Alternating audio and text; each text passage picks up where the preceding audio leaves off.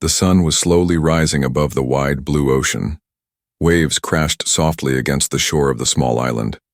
Daniel, a young fisherman, woke up early, as he always did. He lived alone on this island, far away from the busy cities of the mainland. His small wooden hut stood close to the trees, and every morning he would go out to check the nets he had placed in the water. Life was quiet, simple, and sometimes very lonely.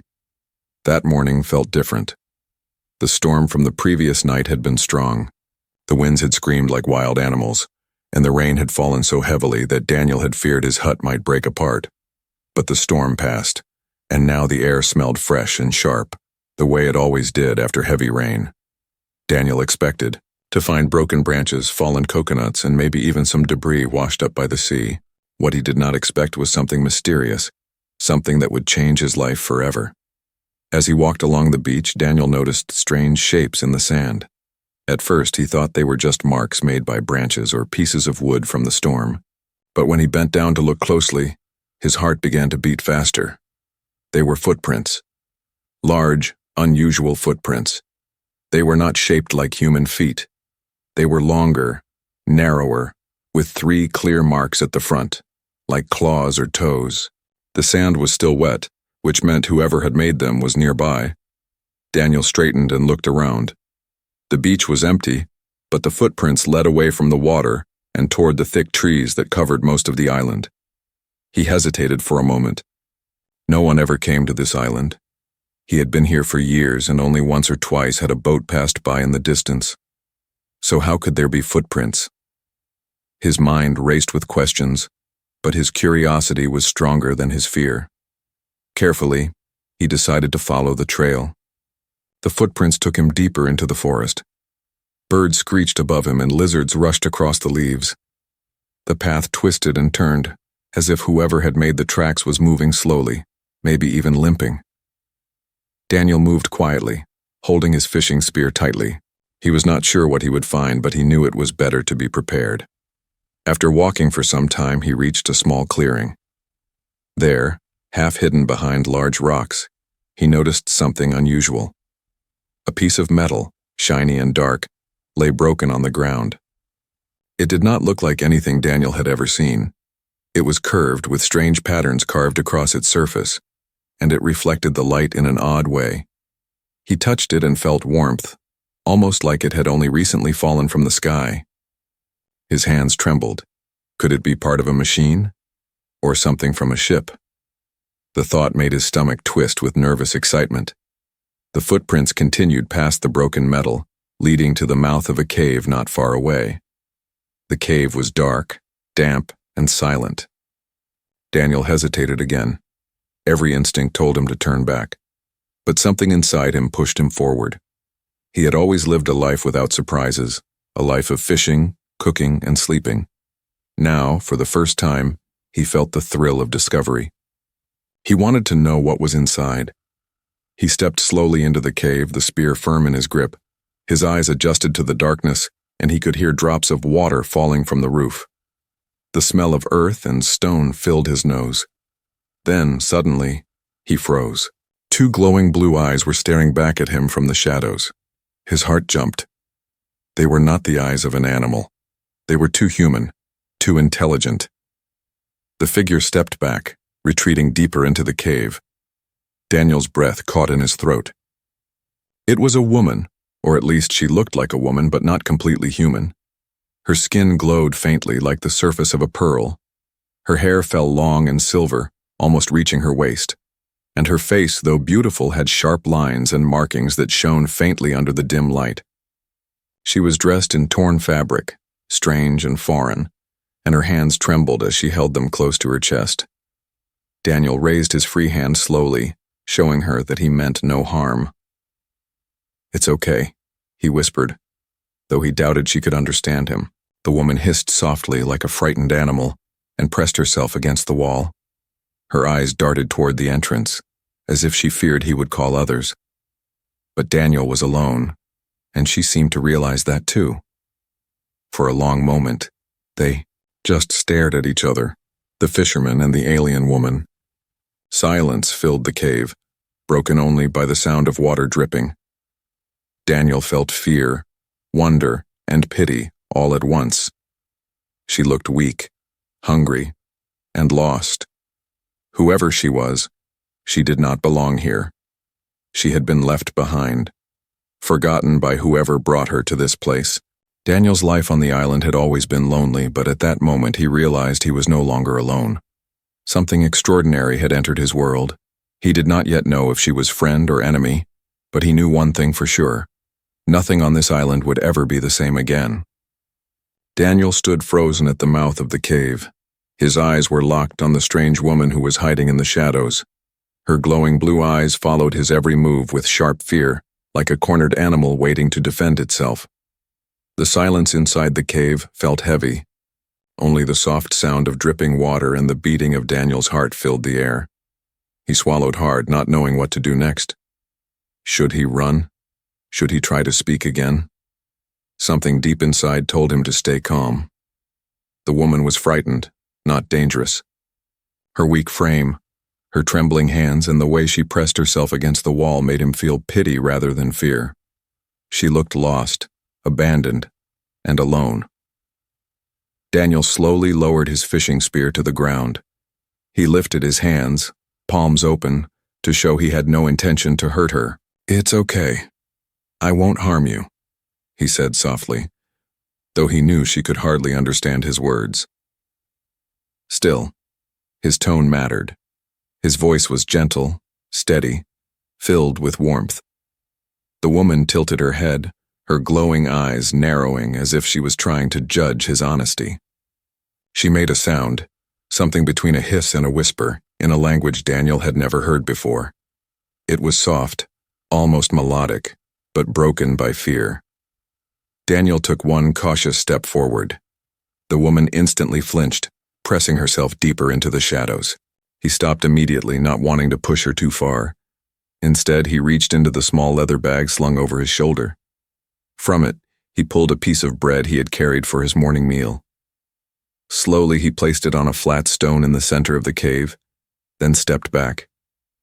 For several long seconds, nothing happened. The woman's eyes darted between him and the bread. Her breathing was shallow, quick. She seemed torn between hunger and mistrust. Finally, with careful movements, she stepped forward. Daniel noticed the way she moved, light, graceful, but weak. Her legs trembled as though she hadn't eaten properly in days. She crouched low, sniffed the bread cautiously, then picked it up with long, delicate fingers. For a brief second, her glowing eyes softened. She tore off a piece and placed it in her mouth. The moment she tasted it, she looked back at Daniel with an expression he could not mistake. Gratitude. Daniel let out a breath he didn't realize he had been holding. "See? I mean no harm," he whispered again. The woman made another sound, softer this time. It was almost like a word, but Daniel couldn't understand it. She pressed her hand against her chest, then pointed to him. Daniel frowned in confusion, but realized she was trying to communicate. Slowly, he mimicked her gesture, pressing his hand to his chest. "Daniel," he said clearly. Her glowing eyes blinked, studying him carefully. She tried to form the sound but failed, her lips moving silently. Still, she repeated the motion, hand to her chest, then pointing at him again. Daniel understood. She wanted to know if he was friend or foe. The fisherman nodded. "Friend," he said, pointing to himself again. "Friend." The alien woman tilted her head again, then finally whispered something that almost sounded like a word. "One." Her voice cracked, weak from thirst and fear. The single word hit Daniel like a stone. She wasn't just telling him she was alone. She was begging him to understand her pain. Daniel felt a wave of pity wash over him. He imagined her being left behind, stranded on this island with no one to care for her. The broken metal outside the cave now made sense. It was from her ship, or at least something connected to her people. They had abandoned her, whether by accident or intention. She was a survivor, but a lonely one. Carefully, Daniel placed his water flask on the same stone where he had left the bread. She looked at it with desperate eyes. After another long hesitation, she picked it up and drank deeply. Water ran down her chin as she coughed, unused to drinking so fast. Daniel smiled faintly. She was beginning to trust him, even if only a little. The woman's body language began to shift. She still kept her distance, but her posture was less defensive now. She no longer pressed herself hard against the cave wall. Instead, she sat slowly on the cold ground, watching him with cautious eyes. Daniel stayed where he was, not moving closer. He understood trust could not be forced. Instead, he spoke softly, almost as if telling a story. He pointed outside the cave, showing the sun rising. He gestured at the ocean, the forest, and finally, at his chest again. Daniel. Human. Friend. The woman listened, her head tilting slightly with each gesture. Her lips parted as if trying to repeat the sounds, but she stayed silent. Her glowing eyes, however, no longer looked filled with fear. There was curiosity now, and a spark of hope. For Daniel, the discovery was overwhelming. All his years of loneliness on the island, all the quiet nights when he dreamed of someone to share his world with. It felt as though fate had answered him in the most impossible way. He had found someone who was not of his world, someone abandoned, someone in desperate need of kindness. As the morning light crept deeper into the cave, Daniel knew one thing for certain: he could not leave her here. Whatever her story was, whatever her people had done, she needed him. And deep inside, he realized he needed her too. The island had always been quiet, predictable, and lonely. But now it was home to a secret that could change everything, a secret with glowing blue eyes. Signs of her past, the days after their first meeting, passed slowly but with growing trust. Daniel visited the cave every morning and evening. At first, the alien woman kept her distance, hiding in the shadows while watching him closely. But little by little, she began to accept his presence.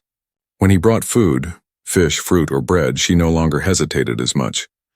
She ate while keeping her eyes on him, almost as if afraid he might suddenly turn against her. Daniel never forced her to speak. He only showed small acts of kindness, offering water, leaving food, and sitting quietly nearby. And slowly the cave no longer echoed with only silence. The woman began making soft sounds, strange words in her own language, almost like whispers carried on the wind. Daniel couldn't understand them, but the tone was clear: sadness, longing, loneliness. One afternoon, while Daniel prepared a fire near the cave entrance, he noticed something lying among the rocks. It was another piece of broken metal, larger than the one he had found earlier. He picked it up carefully. The edges were sharp, as though it had been torn apart by great force. Symbols ran across its surface, curved lines and glowing marks that pulsed faintly like veins carrying light. Daniel felt a chill run down his spine. This was not from Earth. The woman's glowing eyes widened when she saw what he held. She stepped forward quickly, her movements filled with sudden energy. She snatched the metal from his hands, clutching it tightly against her chest. For the first time, her face showed not just fear but pain, deep pain that came from memories. She whispered words Daniel could not understand, rocking slightly as if she was reliving a moment she wished to forget. Daniel felt guilt for touching something so precious. "I'm sorry," he said softly. "I didn't know." The woman looked at him, her expression torn between anger and sorrow. Then slowly she pressed her hand to the broken metal, and with her other hand she pointed toward the sky. Daniel followed her gesture, his heart racing. "You came from up there," he whispered, his voice trembling with awe. "From the stars?" The woman's lips moved, forming sounds, broken but desperate. She pointed at the sky again, then down at herself. Her voice cracked as she repeated the same word again and again. Daniel could not understand the language, but the meaning was clear. She had been part of a ship, and they had left her behind. The thought sank heavily into Daniel's heart. He looked at the broken metal and imagined a great ship tearing through the stormy night sky, its engines roaring, leaving behind only fire and shattered fragments. And among all that destruction, they had abandoned her alone on this island. The next morning, Daniel decided to search more carefully. If there were more pieces of the wreckage, perhaps he could understand what had happened. He walked along the forest path, the footprints now faint but still visible in some places. He climbed over rocks and pushed through thick bushes until he reached a hidden clearing. There, Scattered across the ground were more fragments, strange panels, shattered wires glowing faintly, and a piece that looked like a burned seat. The smell of metal and ash still lingered even after many days. Daniel bent down and touched the soil. It was blackened as if fire had rained from the sky. When he turned back, he saw the woman standing at the edge of the clearing. She had followed him silently, her long silver hair moving with the breeze. Her eyes softened when she saw the wreckage. She knelt beside a broken shard and ran her hand gently over it, like someone touching a gravestone. A soft sound escaped her lips, a word Daniel did not know but could feel. It was the sound of grief. Daniel felt his chest tighten. He wanted to comfort her, but words were not enough. Instead, he knelt beside her and placed his hand lightly on the ground, mirroring her gesture. She looked at him in surprise. For a moment, their eyes met. And though they came from worlds apart, they both understood the same truth. This wreckage was the sign of her past, her pain, and her survival. As the sun began to set, painting the sky in shades of gold and red, Daniel noticed something strange among the wreckage. A symbol carved into a piece of curved metal, a circle surrounded by lines glowing faintly even in the fading light. He pointed at it, and the woman's expression darkened. She shook her head quickly, stepping back as if the sight of it brought terror. Daniel frowned. "What does it mean?" he asked gently. She placed a trembling finger on her lips, shaking her head again. Then she whispered a single word in broken English, her voice barely audible. "Banished." The word hit Daniel like thunder. Banished, not an accident. Not left behind by mistake. She had been cast out, rejected by her own people. Daniel felt anger burn inside him. How could they abandon someone like this? How could they leave her to suffer alone on a strange world? He clenched his fists, but when he looked at her again, his anger softened. She was not just a survivor. She was a living being who had endured pain beyond imagination. That night, Daniel could not sleep. He lay awake in his small hut, listening to the waves crash against the shore. His mind replayed the words she had spoken, banished. She had trusted him enough to share that one truth. He felt a strange responsibility now, not just to protect her, but to give her a reason to live again. On that small island, Daniel realized he was no longer just a fisherman. He had become a guardian of a secret written in broken metal and glowing blue eyes. And though he did not yet know the full story of why she was abandoned, he knew one thing clearly: her past was full of pain. But her future might be different because now, she was not alone. The days on the island began to change. For Daniel, life was no longer just about fishing, cooking, and surviving storms. Every morning carried a new purpose, the alien woman waiting in the cave. She was still shy, still cautious, but there was a difference now. Her eyes no longer glowed only with fear. They carried a fragile spark of curiosity. Daniel brought her food regularly. At first, she only ate when he placed it down and stepped away.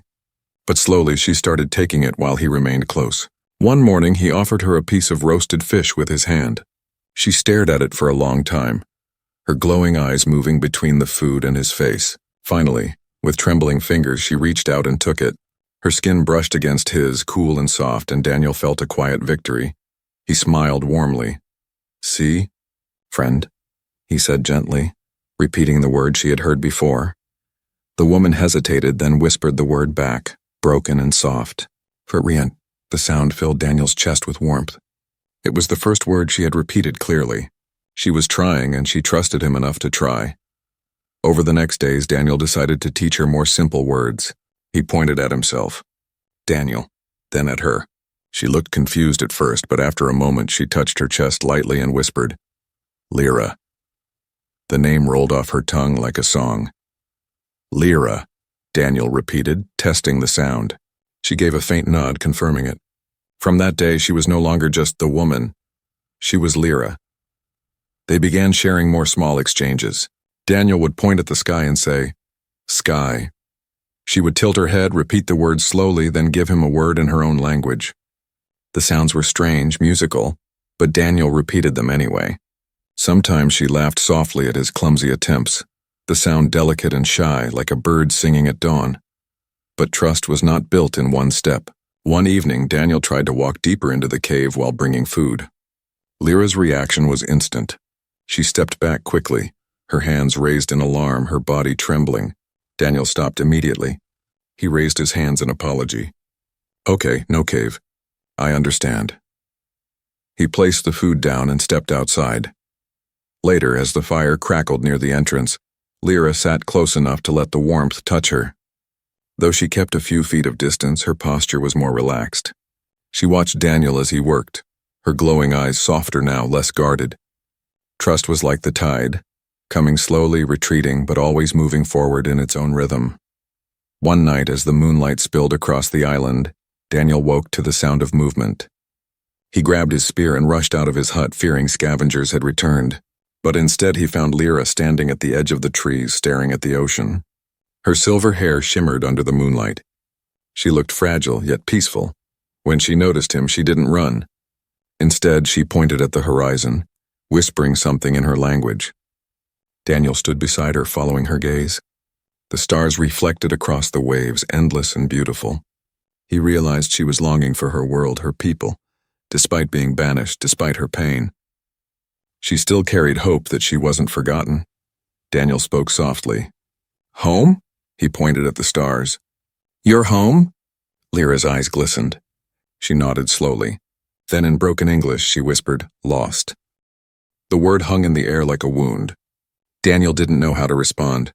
He wanted to tell her she wasn't lost anymore, that she had someone now. But he knew words were not enough. So instead, he sat down beside her in the sand. For the first time, she didn't move away. In the days that followed, their bond grew deeper. Daniel taught her how to fish. He handed her a net, showing her how to cast it into the shallow waters. She watched carefully, mimicking his movements. When she caught her first fish, she let out a surprised laugh, almost childlike. Daniel laughed with her, the sound echoing across the water. It was the first time he had seen her truly happy. At night, they shared small fires outside the cave. Daniel would tell her stories about his childhood, his village, even though she understood only pieces of his words. She listened carefully, her glowing eyes fixed on him as if every sound mattered. Sometimes she replied with her own words, soft and strange, painting pictures Daniel could only imagine. He didn't need to understand. Her tone carried everything, but even with trust growing, shadows of fear remained. One evening, while Daniel was gathering wood, he heard Lyra cry out. He rushed back to the cave and saw her curled on the ground, clutching the broken metal fragment she always kept close. Her body shook and she whispered the same word again and again in her language. Daniel knelt beside her, unsure what to do. Carefully, he placed his hand on her shoulder. She flinched but didn't push him away. He stayed with her until her breathing calmed. When she finally looked at him, her glowing eyes filled with tears, she whispered one broken word. "Alone." Daniel shook his head firmly. "No, not alone. Not anymore." He touched his chest, then gently pointed at her. "Friend, together." Lyra blinked, studying him. Then with trembling lips she repeated, "Together." In that moment, something changed. The walls of fear between them cracked. For the first time, she allowed him to sit close, their shoulders almost touching. Daniel felt the warmth of her presence, and he knew she was no longer just surviving. She was beginning to trust him, to believe she was safe. The island was still the same. Waves, trees, storms, but for Daniel and Lyra, everything had shifted. What was once loneliness was now companionship.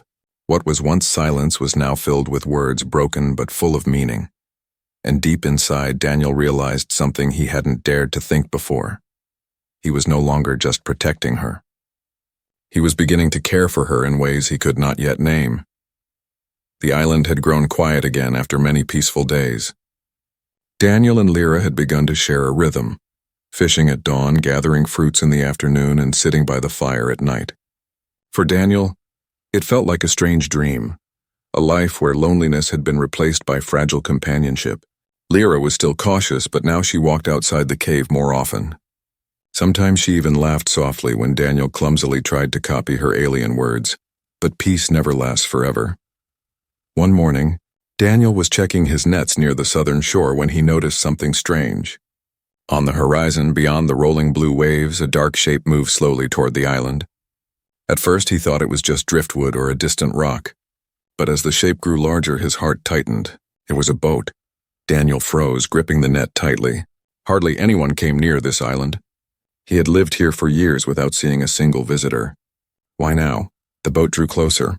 Daniel could see 3 figures standing on it, scanning the island with sharp eyes. They were not simple fishermen. Their clothes looked rough, their movements quick and purposeful. One of them carried something long and metallic, clearly a weapon. Fear crawled through Daniel's chest. He knew instantly they were scavengers, the kind of men who searched for anything valuable, legal or not. He remembered the glowing fragments of Lyra's ship scattered in the forest. If they had followed rumors of a crash, they wouldn't just take the metal. They would take Lyra too. Daniel dropped the net and ran back through the trees. His feet pounded the ground, branches snapping beneath him. By the time he reached the cave, he was gasping for breath. "Lyra!" he called softly, his voice urgent. She appeared quickly, her glowing eyes full of concern. Daniel pointed toward the beach, then raised his hand like a boat cutting through water. "Men, danger!" Lyra's face paled. She clutched the shard of metal she always carried, holding it tight to her chest. She seemed to understand. Her body trembled, but there was fire in her eyes now. Not just fear, but anger. Daniel grabbed her hand and pulled her deeper into the forest. "We need to hide." The scavengers arrived soon after. From the trees, Daniel and Lyra watched them drag their boat onto the sand. They carried tools, weapons, and bags. One of them bent down, picking up a faint piece of alien metal Daniel had missed before. His eyes lit up with greed. He shouted something to the others, and they began spreading out. Daniel's stomach turned cold. They would search the whole island. If they found the cave, if they saw Lyra, she would be taken. He whispered to her urgently. "Stay close. Stay quiet," but the scavengers were skilled. Before long, 2 of them came near the forest clearing where wreckage lay. They crouched over the glowing shards, examining them like treasure. One man laughed, the sound sharp and cruel.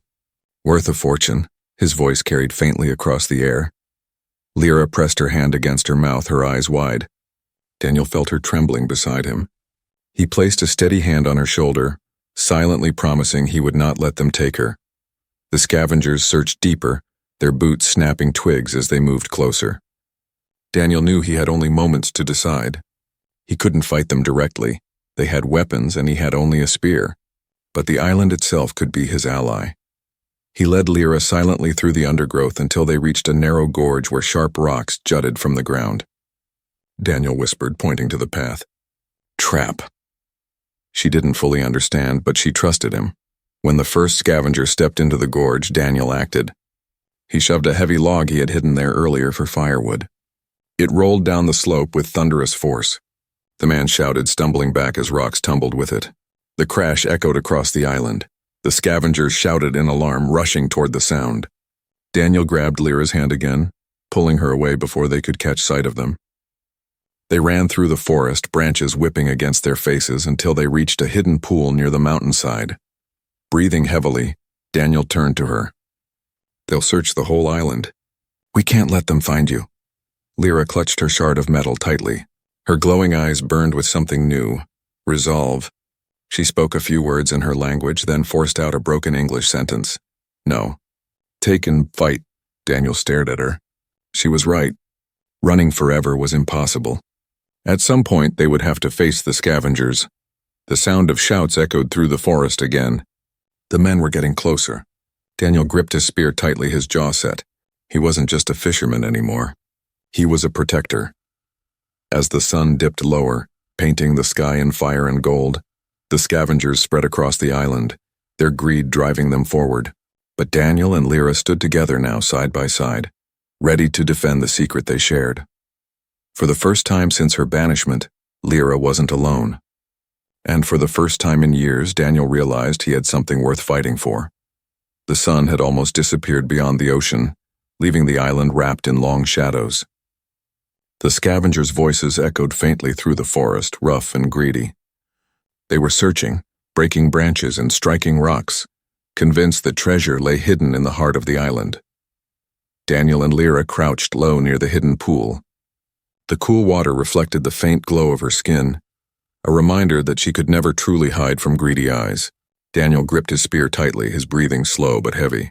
He knew the scavengers would not leave until they had searched every corner, and if they found Lyra, they would see her not as a living being but as something to sell. "We can't stay here," Daniel whispered. His voice was calm, but his heart raced. "They'll find us sooner or later. Lyra's glowing eyes searched his face. She clutched her shard of metal tighter, then spoke softly, broken words forming through her trembling lips. Hide, no, must. Go, Daniel frowned. Go where? We're surrounded by ocean. She shook her head and pointed toward the mountain that rose behind the forest. Her hand trembled, but her eyes held determination. Secret? There. Daniel stared at her in disbelief. A secret? He had lived on this island for years. He thought he knew every corner, every cave, every hidden pool. But perhaps she knew something he didn't. Something connected to her past. Trusting her, he nodded. Show me. They moved quietly through the forest, careful to stay out of sight. The scavengers' torches flickered in the distance as they searched. Daniel and Lyra climbed the rough path toward the mountain. The ground grew rocky and the air cooler. Lyra moved with surprising grace now, as though the mountain called her back to a place she remembered. Finally, they reached a narrow opening half hidden behind thick vines. Lyra pulled the vines aside and motioned for Daniel to follow. Inside, the air was damp, but faint light glowed along the walls, lines carved into the stone humming softly. Daniel's eyes widened. This was no natural cave. The walls bore markings similar to the fragments of her ship. You've been here before, he whispered. Lyra nodded slowly. She placed her hand on one glowing line and the wall responded, pulsing brighter. A section of stone shifted with a low hum, revealing a chamber beyond. Inside, Daniel gasped. Strange objects filled the space. Broken devices, shattered panels, and small orbs glowing faintly with alien light. In the center stood a tall, curved structure half buried in stone like the remains of an ancient machine. This, yours? Daniel asked quietly. Lyra's eyes softened. She stepped toward the machine and laid her hand against it. Ship, small, broken, she whispered. Her voice cracked. Home, gone. Daniel's heart twisted. So this was where she had come after being banished, after her people left her behind. This hidden chamber had been her only shelter before she found the cave. He looked at her, realizing how much pain she had endured in silence. But then he noticed something else. The curved structure pulsed faintly when she touched it, as if responding to her presence. Daniel stepped closer, curious. What is it? Lyra hesitated, then whispered. Beacon. The word chilled him. A beacon, something that could call others. Perhaps her people? Perhaps enemies. Daniel's throat went dry. You could call them back? Lyra shook her head firmly, her silver hair falling across her face. No, forbidden, banished. If signal, they come, not save, they kill. Her voice broke with fear and tears shimmered in her glowing eyes. Daniel understood. The beacon was not hope, it was danger. If activated, it could bring more than just scavengers. It could bring those who had cast her out, ready to erase her completely. Daniel placed a steady hand on her shoulder. Then we don't use it. You're safe here, with me. For the first time, Lyra didn't flinch at his touch. She looked at him with eyes full of sorrow and trust. Then she whispered, together. But their moment of quiet was shattered by the sound of footsteps. Voices echoed outside the chamber. The scavengers had followed their trail. Daniel's grip on his spear tightened. Lyra stood beside him, clutching her shard of metal, her eyes glowing brighter with a strange energy he had never seen before. The scavengers entered, their torches casting sharp light across the chamber. Their eyes widened at the sight of the alien objects, but then their greedy gaze fixed on Lyra. There she is, one of them growled, worth more than all this junk. Grab her. Daniel stepped forward, spear raised. You'll have to go through me first. The men laughed, spreading out, ready to attack. But before they could strike, a sudden light filled the chamber. Lyra's body glowed fiercely, brighter than Daniel had ever seen. She raised her shard of metal, and it pulsed with energy, humming like thunder trapped inside stone. The scavengers froze, their confidence faltering. What is she? One whispered. Lyra's voice echoed, broken but strong. Not yours. A wave of light burst from the shard, slamming into the walls. The ground shook and the scavengers stumbled back, terrified. They fled in panic, their torches falling to the ground as they scrambled out of the cave. Silence returned, broken only by Daniel's heavy breathing. He turned to Lyra, stunned. Her glow faded slowly and she collapsed to her knees, exhausted. Daniel caught her before she fell. Lyra, he whispered, holding her gently. What was that? She looked at him weakly, her lips forming a single word. Power. Daniel's heart pounded. She was far more than just a survivor. She carried secrets, strength, and perhaps a destiny she had never revealed. As he held her close, one truth settled deep in his heart. The island would never be safe again. The scavengers would return, and one day perhaps even her own people would come. But Daniel made a silent vow. Whatever dangers awaited, he would stand with her. Because now her secrets were his too. The night was restless on the island. After the scavengers fled the hidden chamber, Daniel and Lyra sat silently near the mountain pool. The stars shone brightly above, but the peace felt fragile. Daniel knew it was only a matter of time before trouble returned. The men had seen too much. Alien wreckage, strange machines, and most of all, Lyra. They would not forget. They would return with more strength, more greed. Lyra leaned weakly against a rock, her glow dim after the powerful burst she had unleashed. Daniel stayed close, watching her carefully. "You saved us," he said softly, his voice full of awe. "But they'll come back, stronger." Her glowing eyes flickered. She looked at him, sadness heavy in her face. "Always hunted," she whispered. "Banished?" "No place," Daniel clenched his fists. "No, not anymore. You're not alone. I'll fight for you." But Lyra shook her head slowly. She pointed back toward the hidden chamber in the mountain. "Beacon, if broken, safe. If not, they come. Not only men, my people too." Daniel's chest tightened. Destroy the beacon? It could end the danger. But what if it was her only chance to ever reach her kind again? What if deep down, despite everything, she still longed for home? The following morning, the decision pressed even harder. From the northern cliffs, Daniel saw smoke on the horizon. Another ship was approaching. The scavengers were returning, and this time not just 3 men. He counted at least 6 figures on the deck, armed and determined. He rushed back to Lyra. "They're coming," he said urgently. "We have to choose. Run, fight, or—" His voice trailed off because the last option was the most dangerous of all. Lyra's hand trembled as she touched the shard of metal she always carried. Her voice was soft but steady. "Together, fight." Daniel looked at her. She was small, fragile, and banished by her own people, but in her eyes burned a strength far greater than fear. He nodded firmly. "Then we fight." The scavengers stormed the island soon after, spreading through the forest with shouts and weapons. Their leader barked orders, his greedy eyes shining. "Find the girl. The shipwreck too. Everything here is worth a fortune." Daniel and Lyra waited in the gorge where the rocks stood tall and sharp. Daniel had prepared traps overnight, logs tied with vines, stones balanced high. It was simple, but on this island, nature was his ally. The first scavenger entered the gorge. Daniel cut the vine with his spear, and a heavy log swung down, knocking the man flat. Chaos erupted. The others shouted, firing their weapons wildly. The air cracked with smoke and fire. Daniel fought fiercely, his spear striking with precision born of survival. He moved through the rocks like the tide itself, vanishing and reappearing, keeping the men off balance. But numbers were against him.